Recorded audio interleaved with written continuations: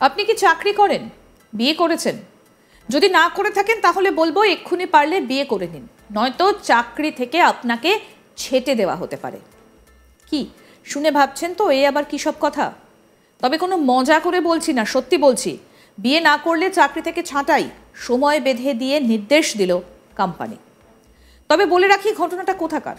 এই ঘটনাটা এখানকার নয়, চীনের। সেখানকার শানডং প্রদেশের এক সংস্থা এমন নিয়ম চালু করেছে। কোনোভাবেই মশকরা করে বা মজার ছলে এই সিদ্ধান্ত নেয়নি ওই সংস্থা, বরং কড়া নির্দেশ দেওয়া হয়েছে অবিবাহিত কর্মীদের। তারা যেন চলতি বছরেই বিয়ে সেরে ফেলেন। বেঁধে দেওয়া হয়েছে ডেডলাইন। 28 থেকে 58 বছরের মধ্যেই যাদের বয়স তাদেরই অবিলম্বে বিয়ে সারতে হবে। সেখানে অবিবাহিত ও ডিভোর্সি কর্মীদের সেপ্টেম্বরের শেষ নাগাদ বিয়ে না করলে চাকরি থেকে বরখাস্ত করার হুমকি দেওয়া হয়েছে বলে খবর।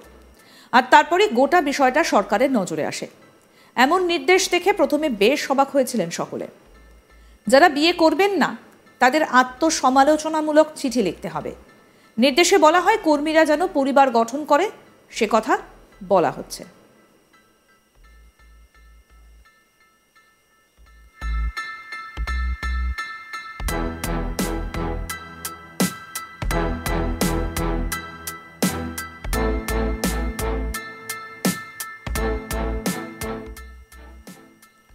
গোটা বিশ্বে হু হু করে কমছে চীনের জনসংখ্যা।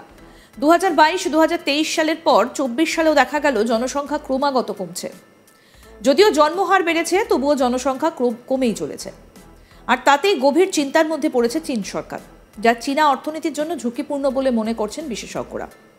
সে দেশে বর্তমানে কর্মক্ষেত্রে বয়সের হার রয়েছে 16 থেকে 59 পর্যন্ত। চীনে বর্তমানে 22% মানুষের বয়স 60 বছরের বেশি। তাই আগামী দিনে কাজের দিকেও চীনের জনসংখ্যা অনেক বেশি প্রভাবশালী হবে। ন্যাশনাল ব্যুরো অফ স্ট্যাটিস্টিক্সের তথ্য প্রকাশ করেছে যে 2021 সালে নতুন জন্ম 13% কমেছে এবং 2020 সালে এটি 22% কমেছে। এদিকে দেশটির স্বাস্থ্য কর্তৃপক্ষ প্রকাশ করেছে যে চীনা হাসপাতালে 4 ডিসেম্বর 2022 এবং 12 জানুয়ারি 2023-এর মধ্যে প্রায় 60,000 মানুষ কোভিডে মারা গিয়েছেন। চীনের এক সন্তান নীতির সমালোচক লেখক ই ফুক্সিয়ান বলেছেন, চীনে শেষবার জনসংখ্যার রেকর্ড করা হয়েছিল 1960-এর গোড়ার দিকে। প্রকাশিত তথ্য থেকে জানা যাচ্ছে চীনের জনসংখ্যা 140 কোটি 80 লক্ষ থেকে 13 লক্ষ 90 হাজার কমে গিয়েছে। ক্রমহ্রাসমান জনসংখ্যা চীনে জনসংখ্যাগত সংকটের লক্ষণ হতে পারে। এক প্রতিবেদনে বলা হয়েছে 6 দশকের মধ্যে প্রথমবারের মতো গত বছর জন্মের তুলনায় মৃত্যুর সংখ্যা বেশি। ন্যাশনাল ব্যুরো অফ স্ট্যাটিস্টিক্সের তথ্যে দেখা গেছে 2022 সালে চীনে 9 মিলিয়ন জন্ম হয়েছে, সেখানে 10 মিলিয়ন মানুষ মারা গিয়েছেন। 60-এর দশকের গোড়ার দিকে চীনে প্রথমবারের মতো জন্মের চেয়ে মৃত্যু বেশি ছিল, যখন গ্রেট লিপ ফরওয়ার্ড মাও সেতুংয়ের ব্যর্থ অর্থনৈতিক পরীক্ষা ব্যাপক দুর্ভিক্ষ এবং মৃত্যুর দিকে নিয়ে যায়। প্রত্যাশিত আয়ুতে দীর্ঘস্থায়ী বৃদ্ধির সঙ্গে এই পতন চীনকে একটা জনসংখ্যাগত সংকটের দিকে ঠেলে দিচ্ছে, যা বিশ্বের অর্থনীতির ওপরেও প্রভাব ফেলতে পারে বলে বিশেষজ্ঞরা নিউ ইয়র্ক টাইমসকে বলেছেন।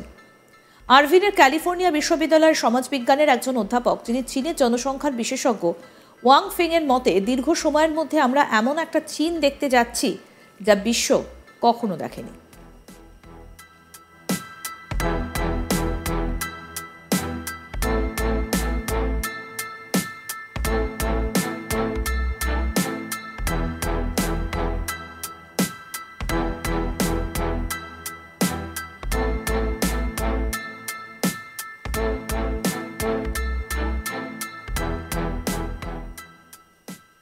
আপনি কি চাকরি করেন, বিয়ে করেছেন? যদি না করে থাকেন তাহলে বলবো এক্ষুনি পারলে বিয়ে করে নিন, নয়তো চাকরি থেকে আপনাকে ছেঁটে দেওয়া হতে পারে। এবার নিশ্চয়ই আর অবাক হচ্ছেন না যে এটা মজা করে বলছি না, এটা সত্যি কথা। বিয়ে না করলে চাকরি থেকে ছাঁটাই সময় বেঁধে দিতে নির্দেশ কোম্পানির। এই ঘটনাটা চীনের শানডং প্রদেশের এক সংস্থা এই নিয়মটাই চালু করেছে। কোনোভাবেই মশকরা করে বা মজার ছলে এই সিদ্ধান্ত নেয়নি ওই সংস্থা, বরং কড়া নির্দেশ দেওয়া হয়েছে অবিবাহিত কর্মীদের। তারা যেন চলতি বছরেই বিয়ে সেরে ফেলেন। বেঁধে দেওয়া হয়েছে ডেডলাইন। 28 থেকে 58 বছরের মধ্যেই যাদের বয়স তাদেরই অবিলম্বে বিয়ে সারতে হবে। সেখানে অবিবাহিত ও ডিভোর্সি কর্মীদের সেপ্টেম্বরের শেষ নাগাদ বিয়ে না করলে চাকরি থেকে বরখাস্ত করার হুমকি দেওয়া হয়েছে বলে খবর। আর তারপরেই গোটা বিষয়টা সরকারের নজরে আসে। এমন নির্দেশ থেকে প্রথমে বেশ অবাক হয়েছিলেন সকলে। তবে যারা বিয়ে করবেন না তাদের আত্মসমালোচনামূলক চিঠি লিখতে হবে। নির্দেশে বলা হয় কর্মীরা যেন পরিবার গঠন করে, সে কথা বলা হয়েছে।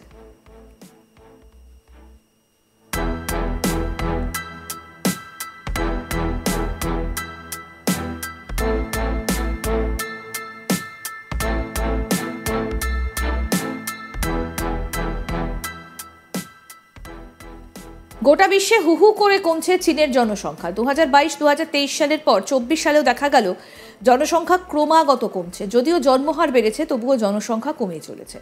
আর তাতেই গভীর চিন্তার মধ্যে পড়েছে চীন সরকার, যা চীনা অর্থনীতির জন্য ঝুঁকিপূর্ণ বলে মনে করছেন বিশেষজ্ঞরা। বর্তমানে কর্মক্ষেত্রে বয়সের হার রয়েছে 16 থেকে 59 পর্যন্ত। চীনে বর্তমানে 22% মানুষের বয়স 60 বছরের বেশি। তাই আগামী দিনে কাজের দিকেও চীনের জনসংখ্যা অনেক বেশি প্রভাবশালী হবে। ন্যাশনাল ব্যুরো অফ স্ট্যাটিস্টিক্সের তথ্য প্রকাশ করেছে, সেটা বলা হচ্ছে 2021 সালে নতুন জন্ম 13% কমেছে এবং 2020 সালে 22% কমেছে।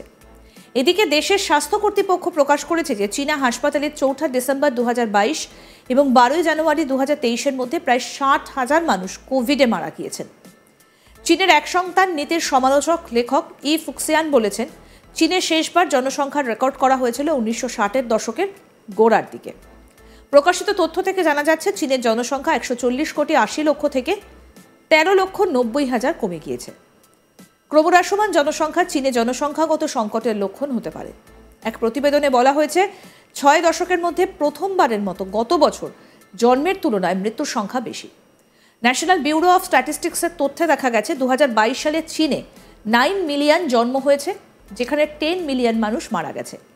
60-এর দশকের গোড়ার দিকে চীনে প্রথমবারের মতো জন্মের চেয়ে মৃত্যু বেশি ছিল, যখন গ্রেট লিপ ফরওয়ার্ড মাও সেতুংয়ের ব্যর্থ অর্থনৈতিক পরীক্ষা ব্যাপক দুর্ভিক্ষ এবং মৃত্যুর দিকে নিয়ে যায়। প্রত্যাশিত আয়ুতে দীর্ঘস্থায়ী বৃদ্ধির সঙ্গে এই পতন চীনকে একটা জনসংখ্যাগত সংকটের দিকে ঠেলে দিচ্ছে, যা বিশ্বের অর্থনীতির ওপরে প্রভাব ফেলতে পারে বলে বিশেষজ্ঞরা নিউ ইয়র্ক টাইমসকে বলেছেন। আরভিনের ক্যালিফোর্নিয়া বিশ্ববিদ্যালয়ের সমাজবিজ্ঞানের একজন অধ্যাপক, যিনি চীনের জনসংখ্যার বিশেষজ্ঞ, ওয়াং ফেং এর মতে দীর্ঘ সময়ের মধ্যে আমরা এমন একটা চীন দেখতে যাচ্ছি যা বিশ্ব কখনো দেখেনি।